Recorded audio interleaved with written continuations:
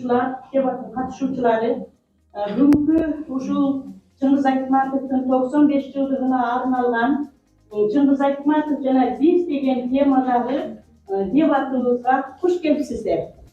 Биздин улуу жазуучубуз Кыргызды бүткүл дүйнөгө таанытқан улуу адамыбыздын 95 жылдык мааракесине карата атайын ушундай биздин республика боюнча иш-чаралар уюштурулуп атат. Эми андан дагы тереңирээк, андан дагы көбүрөөк үйрөнүшчү мына бүгүн дагы биздин мектепте ошо жалпы республикада өтүп жаткандай эле биздин мектепте дагы биринчи ушул Чыңгыз Айтматовго арналган дебатыбызды баштап отурабыз.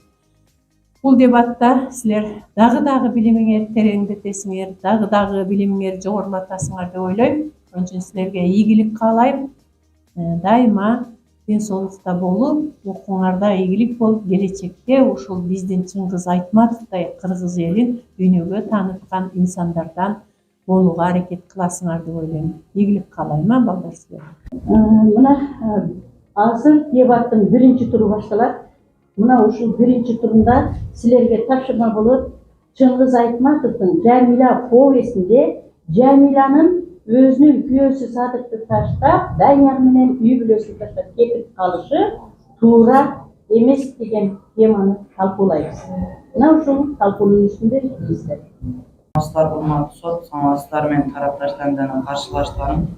Бүгүнкү реза Жамиля Данияр менен кеткени туура деп эсептейм. Мен буга толугу менен каршымын. Анткени Жамиля Данияр менен кетпеш керек эле. Эгерде Даниярды сүйүп алды, ошо менен жашагыбыз келбейт, ал Жамиляны эмес, тандоосун.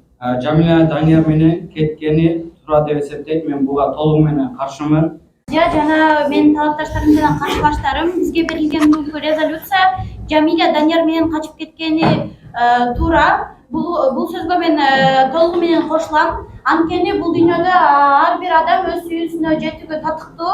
Садык бере албаган махабатты Данияр ага Жамиляга тартуулады. Жана Жамиля ал менен бактылуу болгондуктан өзүнө ишенгендиктен Данияр менен качып кеткен. Жамиля Данияр менен кетпей Садык менен калышы керек. Ошондой эле Садык Жамиляга жетпей калат, кыз кубайда жетпей калып, анан ошол уялганынан эле Жамиляны алып качып кетип калат. Бирок анын ата энеси элге ошол жетпей калды деп айтпастан экөө бири-бирин жакшы көрүп алды деп айтып коюшат да. Биринчиден эле биринчи өкмөт биринчи пикир айта кетти баягындай алып качып кетти депчи. Туура, анткени кыргыз салты боюнча мурункулар алып качып келип эле отурушкан да. Андай сүйүү деген нерсе жок болчу. Биринчиден сүйүү никеден башталат болчу. Кыргыздардын салты боюнча. Данияр бир үй бүлөнү бузуп атат алчы. Жанагы ал жерде каттага жазып кетти деген. Ал кат үй бүлөсүнө кат болчу да. Жамиля уже Садык менен үйлөнгөндөн кийин ал үй бүлөсүнө кирет. Ал үй ошо Жамиля да тиешелүү болчу. Бетмөт повестиндеги Исмайылдын согуштан качканын туура деп эсептешет. Экинчи турдун резолюциясы мына ушул. Анда оюнду ачык деп жарыялайм. Биринчи өкмөттүн биринчи спикери чыгып оюнду ачып берсин. Сизге берилген минута 3 минут болот. Тарапташтарым, бүгүнкү реза Исмайылдын качкандын туура эмес деп эсептейм.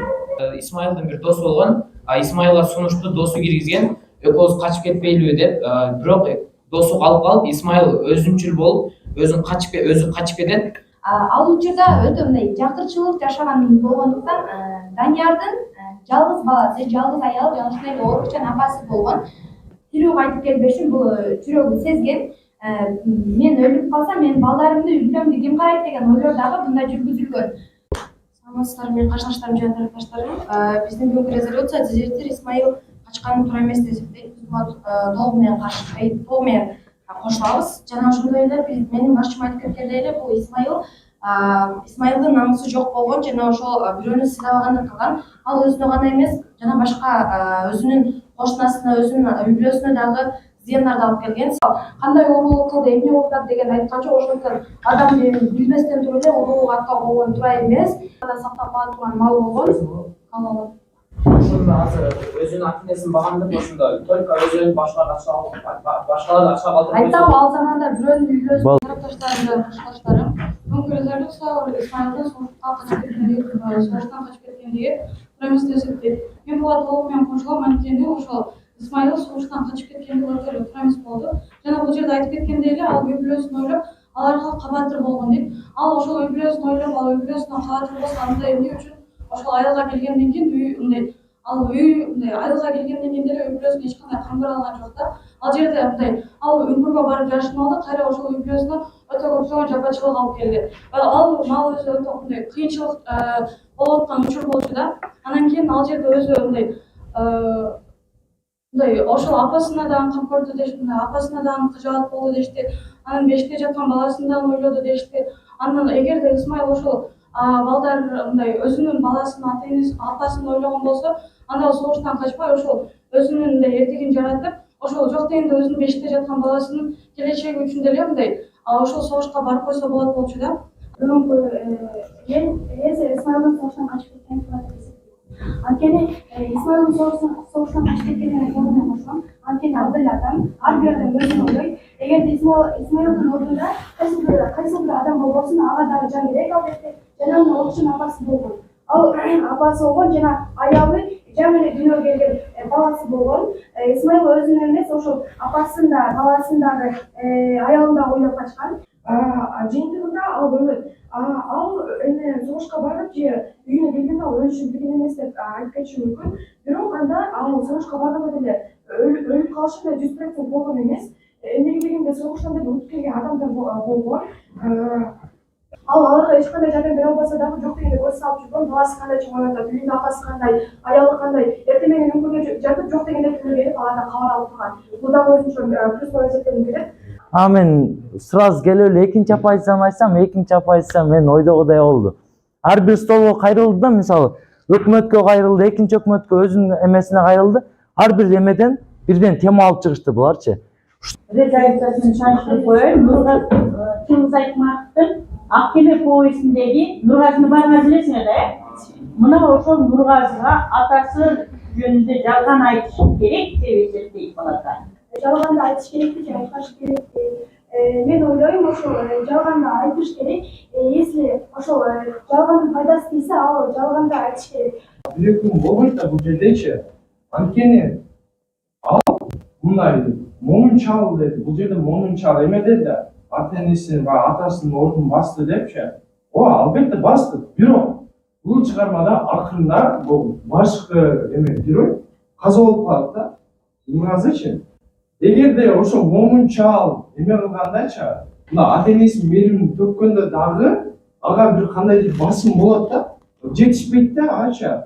Ошондуктан ага баркында момун чал буга чейин жалган айтып келип атканда, сен эме атаң матрос болуп иштейт, ак кемеде келет депчи баланы үмүткер кылып атат. Значит, менин атам согушка барыптыр, анан согуштан кайтпай калыптыр. Ал барып өзүнүн мекенин коргоптур деген ой менен келет да. Бул сыймактануу болот да. Бирок мындай айткандай Ушул айткан сөзүн азыр айтмак сыймактанат деле, ошо кичинекейин айтып ал деле сыймактанат. Ал кичинекейине түшүнбөй атпайбы бала? Атасы сен чоң чоңураак сүйлөшүп түшүнөт. Жаш бала